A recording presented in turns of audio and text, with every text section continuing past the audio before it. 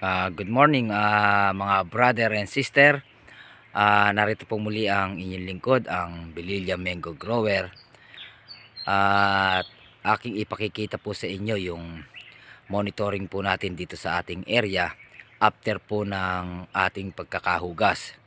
3 days after ng hugas natin ay narito tayo ngayon sa ating area upang i-monitor at makita natin ang naging resulta po ng ating ginawang paghuhugas. At yan po ang inyong masasaksihan sa pagkakataong ito na siyang ipakikita po ng inyong lingkod. At muli, bago natin simulan ang ating pagpapakita sa inyo ng resulta ng ating paghuhugas, ay wag nawa ninyong makaligtaan ang pag-subscribe po sa ating YouTube channel, sa ating page, upang sa ganun ay marami tayong matulungan sa pamamagitan po ng ganitong paglalahad ng ating mga pag-aalaga at pagpapabunga ng ating mga mangga. Tara po't ating masilayan yung ating ginawang paghuhugas, ang resulta po ng ginawa nating 3 araw na paghuhugas sa ating area. Mga brother and sister, ayan po yung ating hinugasan. Ayan, makikita nyo po, malinis na po yung ating hinugasan, at pakikita ko na po sa inyo yung resulta ng ating paghuhugas. At ito po i-apply natin after mga 3 to 5 days po. Apply na po uli natin ito ng foliar para sa kanyang patuloy na paglaki. Masdan na po ninyo ang butil ng ating mangga. Ayan, masdan nyo na po ang butil ng ating mga mangga. Ayan, malinis na po. Ayan po ang ating butil ng mga mangga. Ganyan na po siya kalalaki. Yan. Masdan po ninyo yung ating mangga kung gano'n na po siya kalaki. Sa ngayon po ang ating mangga ay nasa 41 days. Ng ating mahugasan to ay 37 days. Bali pang 41 days niya po sa araw na ito. Yan. Yan, tingnan niyo naman isang panicle na to. Tingnan niyo naman po. Ayan, halos lahat po ngayon ng ating panicle ay nag-iwan ng magagandang butil ng ating mga mangga. Ayan, kahit po yung mataas po na yan, makikita ninyo.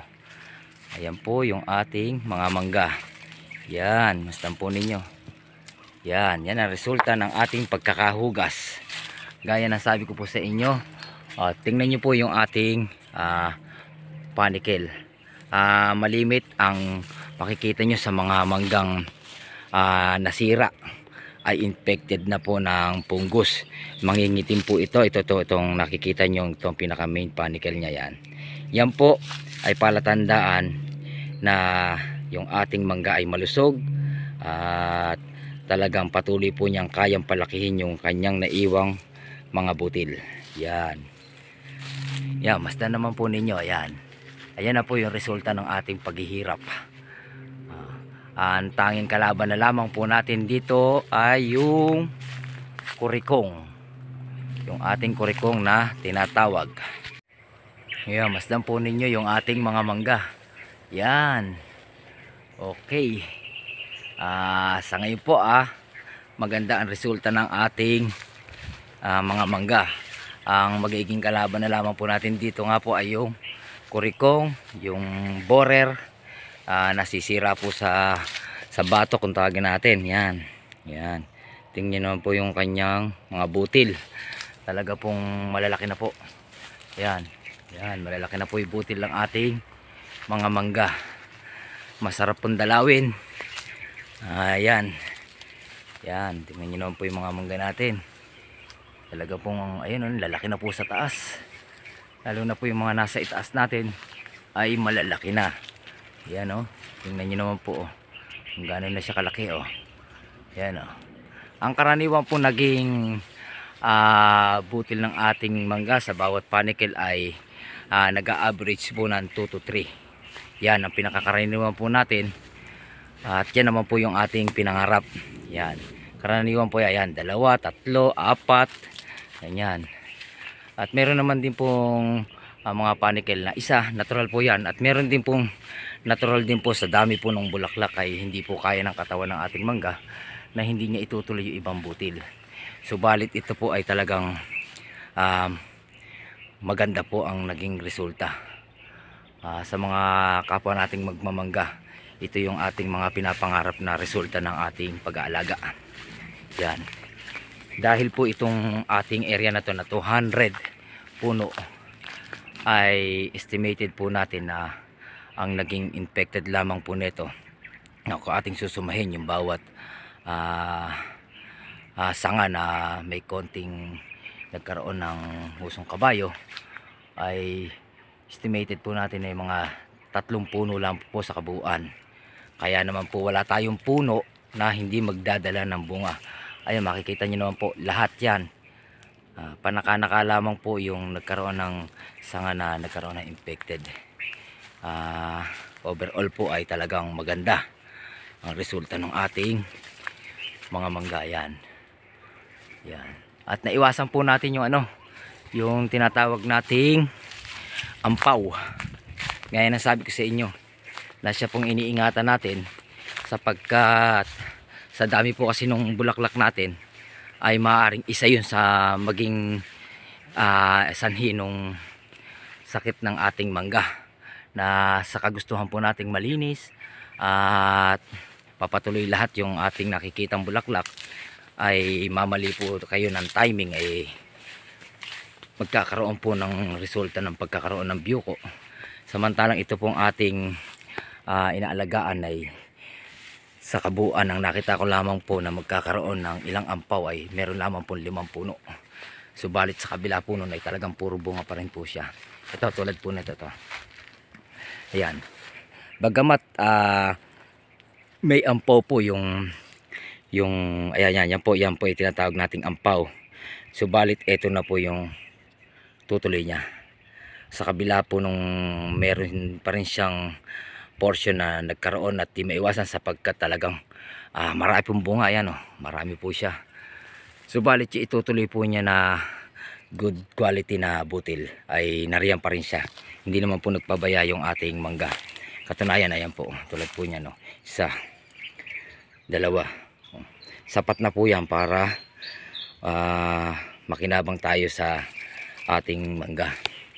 Kaya naman po salamat po ng marami at talaga ibinigay na sa atin itong pagkakataon na to.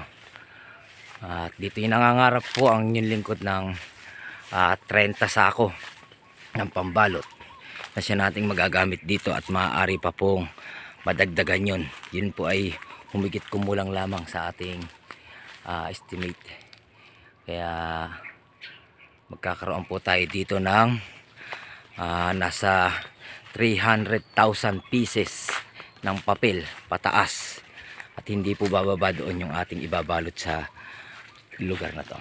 Yan, ang gaganda na po. Ayan, tingnan nyo naman po kung gano'n nakalalaki. Lilinisin na po natin to ng tuluyan, sapagkat ayan, nakikita nyo naman po medyo makusot pa siya. Yan. Pero pagbalik po natin dito ng mga 3 to 5 days, lilinisin na po natin to at a-applyan na natin ng foliar.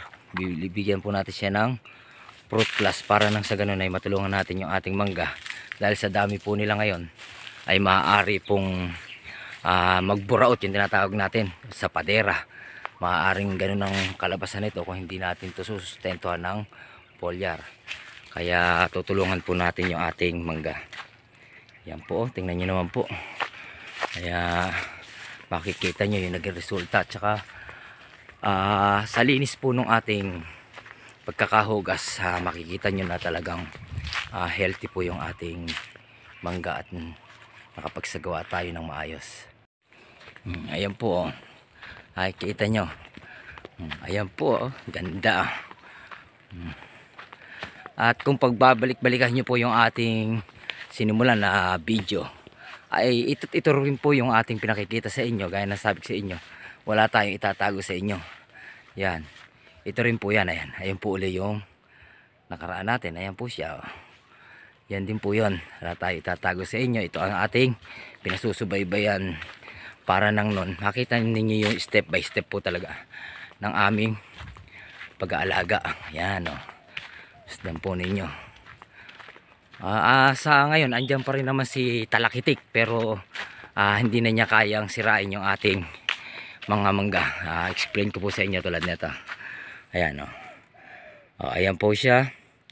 Kahit pa paano may talakitik pa yan. Pero tingnan nyo yung ating butil. Hindi na niya po ito kayang sirain.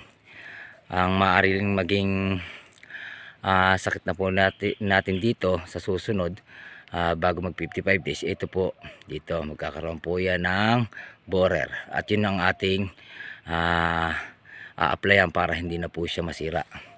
Ayan, tingnan nyo po siya ayan yan, tingnan nyo yan tingnan nyo naman po kung gaano siya kaganda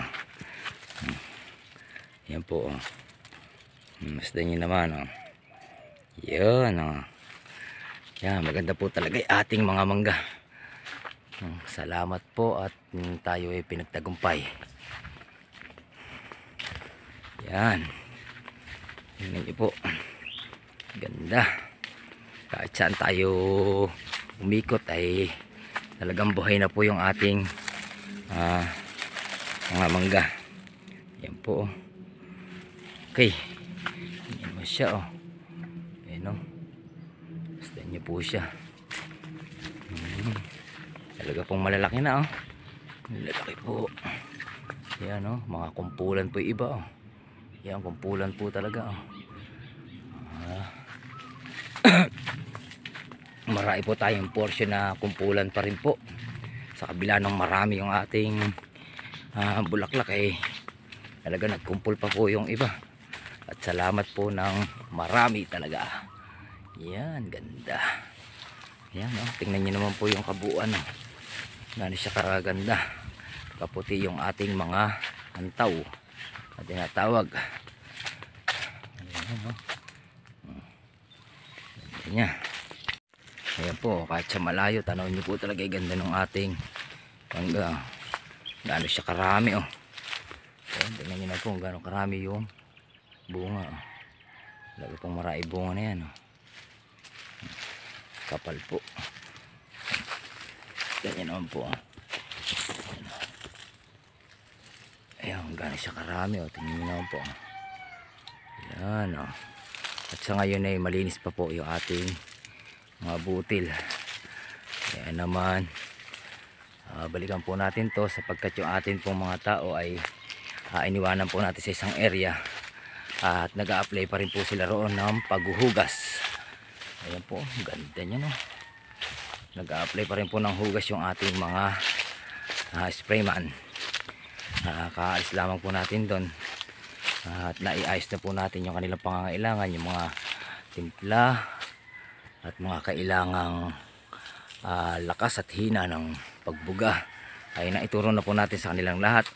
Kaya naman ito tayo ngayon at nagbigay tayo ng oras muli para sa inyo. Yan yan, ganda po yan po yung ating area na inaalagaan. Tingnan nyo, lalaki na po mga ilang days na lamang ay malapit na tayong magbalot. Yan, after 15 days magbabalot na po tayo, or 10 days baka sa lakas ng sikat po nito ay maaga po tayo ng pagbabalot. Tingnan naman po yan yan muli yan po yung ating sinagawang pag-monitor at nakita nating maganda po ang resulta ng ating ginawang paghuhugas. Kaya sana'y abangan po ninyo kung paano namin ito pababahuan kung tawagin namin, or babanlawan, para na sa ganun ay makita nyo yung tuloy-tuloy na pagsikat ng ating mga mangga. At gaya ng sabi ko po sa inyo, nagawa po natin yung right timing ng paghuhugas mula sa umpisa, na isagawa natin ng maayos, at sa awa po ng nasa itaas ay pinagkaloob sa atin yung pagpapala na siya nating hinahangad. Kaya muli magkita-kita tayo sa susunod na episode. Maipakita namin sa inyo yung lahat po ng aming isinasagawa hanggang sa ito po ay mabalutan, hanggang sa ma-market. Ito po yung buong detalye na ibibigay po namin sa inyo ukol sa pag-aalaga at pagpapabunga po ng ating mga mangga. Muli, good day, take care, God bless, and don't forget to subscribe my channel and like my page. And thank you very much to all of you, brother and sister.